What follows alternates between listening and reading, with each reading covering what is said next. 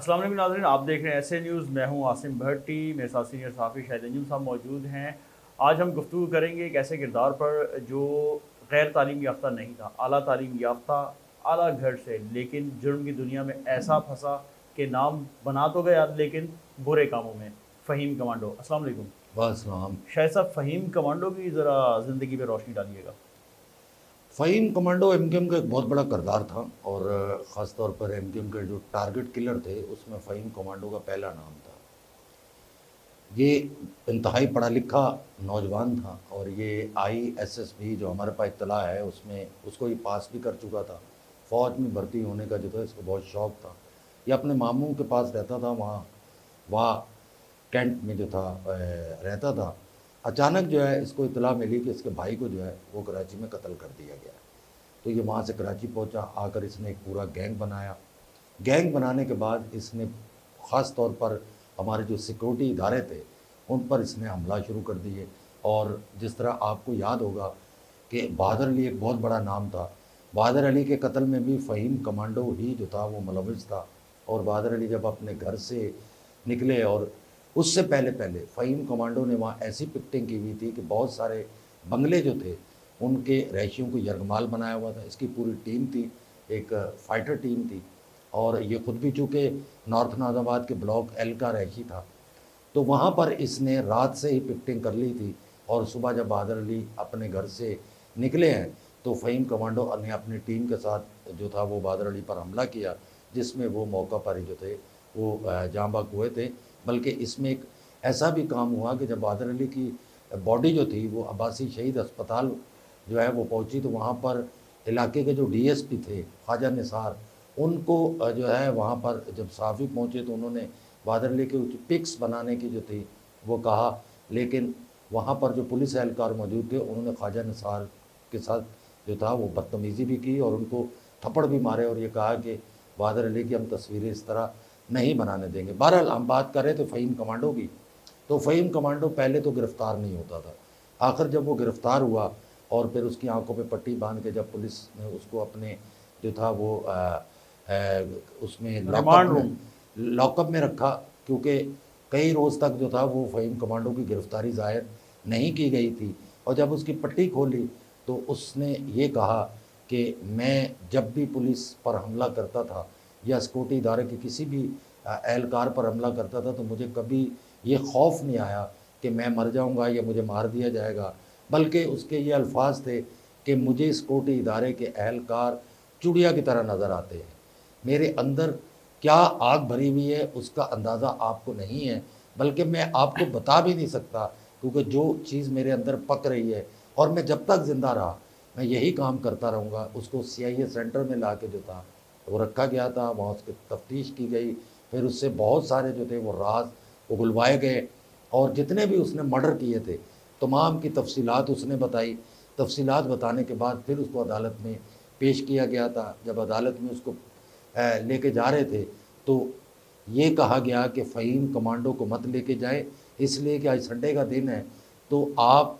کو ریمانڈ جو تھا وہ جج کے گھر سے لینا تھا، اور اس وقت کے جج نے کہا تھا کہ اس کو میرا گھر مت دکھا دینا، لہٰذا ایک پولیس اہلکار پر کپڑا ڈال کر جو تھا اس کا ریمانڈ لیا گیا، اس کو فہیم کمانڈو ظاہر کیا گیا۔ کیوں؟ اس کی ایک وجہ اور بھی تھی۔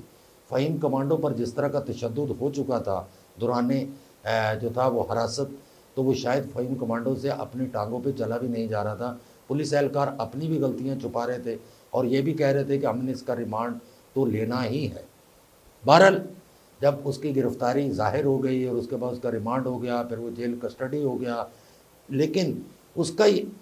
اپنی تفتیش کے دوران جب وہ حراست میں تھا، جب وہ ریمانڈ میں تھا، تو اس کا یہ کہنا تھا کہ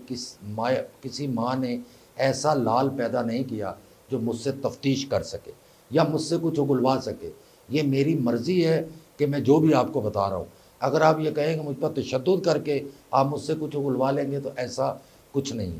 پھر فہیم کمانڈو کو وہاں سے جو تھا وہ بعد میں ذیشان کاظمی انسپکٹر جو تھا اس نے وہاں سے تفتیش کے بہانے ایک نشاندہی پر اس کو جو ہے وہ لے جایا گیا، کیونکہ پلاننگ کے تحت سب کچھ کیا جا رہا تھا، تو تفتیش کے دوران اس کو پھر جو ہے وہ مار دیا گیا، اور یہ کہا گیا کہ ہم پر جو تھا اس کو چھڑانے کے لیے حملہ کیا گیا تھا، لہٰذا اس کو جو تھا وہ گولیاں لگی ہیں، حالانکہ وہ ایک مقابلہ تھا، اور مقابلہ بھی جس کو ہم کہتے ہیں مبینہ مقابلہ تھا، اس میں فہیم کمانڈو کو جو ہے وہ مار دیا گیا تھا۔ فہیم کو کمانڈو بننے کا کیسا سفر رہا، کس وجہ سے اس کا نام کمانڈو پڑا؟ دیکھیں میں نے عرض کیا نا کہ وہ آرمی میں جانا چاہتا تھا، آئی ایس ایس بھی وہ کلیئر کر چکا تھا، اور اس کی خواہش تھی کہ میں جو تھا وہ ایک کمانڈو کی شکل اختیار کروں، اور اس سے پہلے وہ جہاد میں بھی جاتا رہا،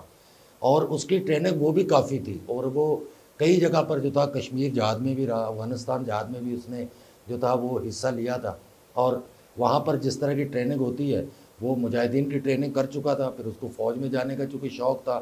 تو پھر جب اس نے یہ تمام چیزیں چھوڑ کے کراچی میں جب اس نے ایم کیو ایم کا سہارا لیا، اور پھر اپنے بھائی کے قتل کے بدلے جو تھا اس نے جس طرح سے حملے شروع کیے ہیں، تو کراچی میں اس وقت فہیم سے اچھا ٹارگٹ کلر، تکڑا ٹارگٹ کلر کو تھا ہی نہیں، لہٰذا اس کو تنظیم کی طرف سے بھی جو تھا وہ فہیم کمانڈو کا جو ہے وہ ایک جس کو کہتے ہیں کہ نام دیا گیا، اور ویسے بھی اس کو شوق بھی تھا۔ اچھا صاحب یہ بتائیے گا کہ فہیم کمانڈو صرف محدود علاقوں میں وارداتیں کرتا تھا یا پورے کراچی میں سیکیورٹی فورسز کو یا اپنے مخالفین کو نشانہ بناتا تھا؟ نہیں، اس کے لیے کوئی مخصوص علاقہ نہیں تھا، جس طرح بہادر علی کو نارتھ ناظم آباد میں اس نے قتل کیا تھا، تو وہ کسی بھی جگہ پر جا کر جو ہے وہ اس طرح کی کارروائیاں کرتا تھا۔ میں نے عرض کیا کہ وہ یہ کہتا تھا کہ مجھے سیکورٹی کے جو اہلکار ہے، جو سیکورٹی کے افسران ہیں، مجھے چڑیا کی طرح نظر آتے ہیں، اور مجھے اس میں کوئی آر نہیں ہے کہ مجھے جہاں کوئی ٹکرے گا میں اس کو مار دوں گا۔ میرے بندوق میں جو ہے وہ گولیاں میں نے اس لیے بھری ہوئی ہیں کہ جہاں میرا ان کا ٹکراؤ ہوگا میں ان کو قتل کروں گا۔ اس لیے وہ کہتا تھا کہ مجھے خود نہیں پتہ کہ میرے اندر جو آگ جل رہی ہے وہ کس بات کی ہے، وہ کس بدلے کی آگ ہے، لہٰذا میرے اندر ایک جنون ہے کہ میں نے ان سے مقابلہ کرنا ہے اور ان سے لڑنا ہے۔ فہیم کو آج ان کی تنظیم یا دیگر جو کراچی ہے کس نام سے یاد کرتا ہے؟ تنظیم تو اب آپ دیکھیں نا کہ وہ ایم کیو ایم وہ والی تو اب تقریباً میرا خیال اختتام پذیر ہو چکی ہے، اب نئی ایم کیو ایم جو ہے وہ شاید اس نے اپنی روش ہی تبدیل کر لی ہے، لیکن فہیم کو آج بھی ایم کیو ایم کا سب سے بڑا ٹارگٹ کلر جو ہے وہ کہا جاتا ہے کہ اس سے زیادہ اچھا ٹارگٹ کلر کوئی تھا ہی نہیں۔ اس لیے خاص طور پہ بہادر علی اور راؤ انوار جب اس دور میں ایس ایچ او لگے، بہادر علی تیموریہ میں تھے پہلے، اور نارتھ ناظم آباد میں جو تھا وہ راؤ انوار ایس ایچ او تھا، اس وقت ایم کیو ایم کے خلاف کاروائیاں شروع ہیں، لیکن جب بہادر علی کا مرڈر ہوا تو وہ S H O New Karachi تھے، اور اس وقت